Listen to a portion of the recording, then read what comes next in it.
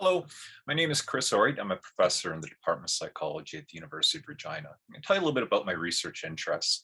I'm a cognitive psychologist by training, and my specific focus is on attention and the relationship between attention and perception. And right now I'm working on three general topics. The first is face familiarization.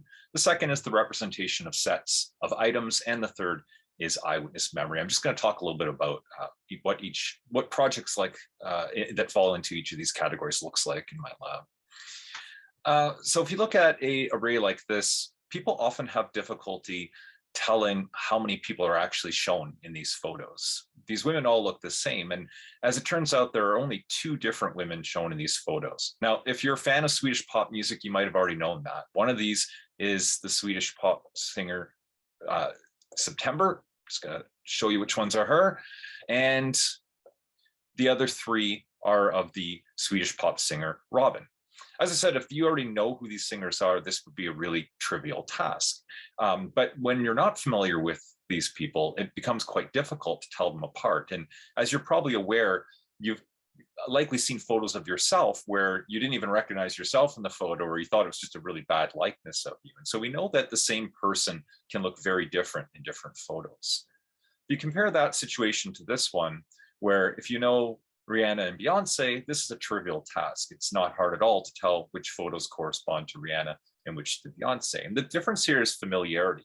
So my interest is in how do we get to this level of familiarity? How do we get from a point where we really can't tell whether two photographs that we're looking at depict the same person or depict different people, to a point where we're so sure that there's no way that we could even make a mistake once we reach a certain level of familiarity? How does that level of familiarity come about?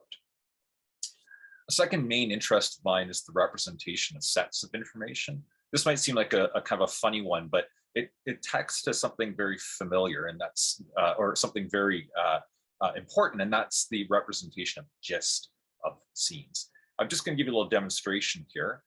I want you to just keep your eyes focused here. I'm going to show you two pictures in sequence very quickly. Just going to come in a flash. Okay, so you might not have felt like you got a lot of detail out of those pictures. And so if I ask you a question like, which of these two items was shown in the second photo, you might really have no idea.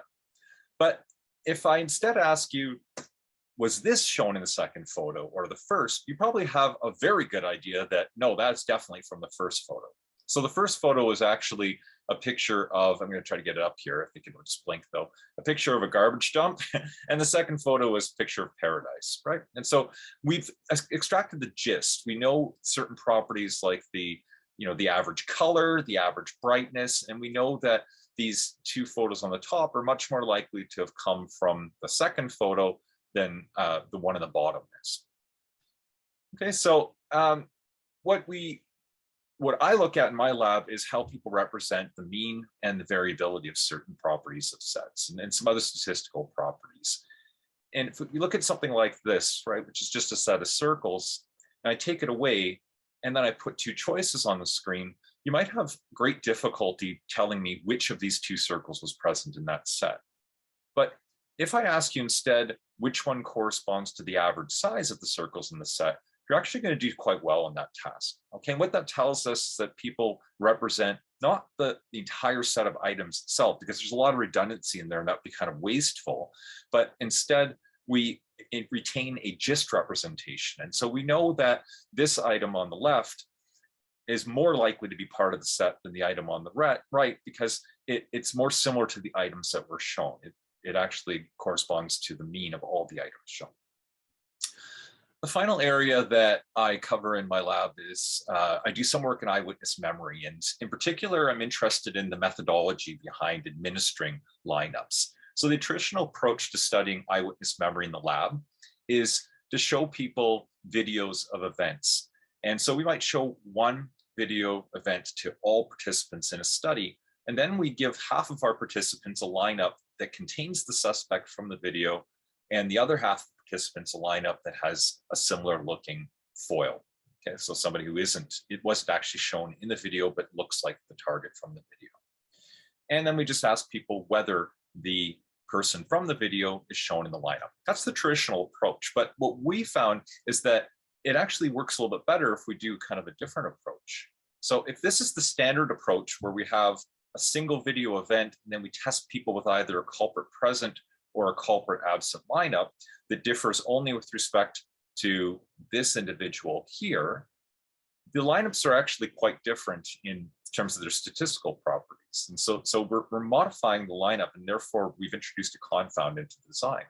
If instead we show different groups of participants different videos, we can then test everybody with the same lineup.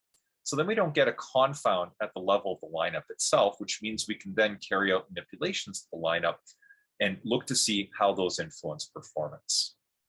So that's just a quick overview of the research that we carry out in my lab. And if you're interested in learning more, please email me at chris.oriet@uregina.ca.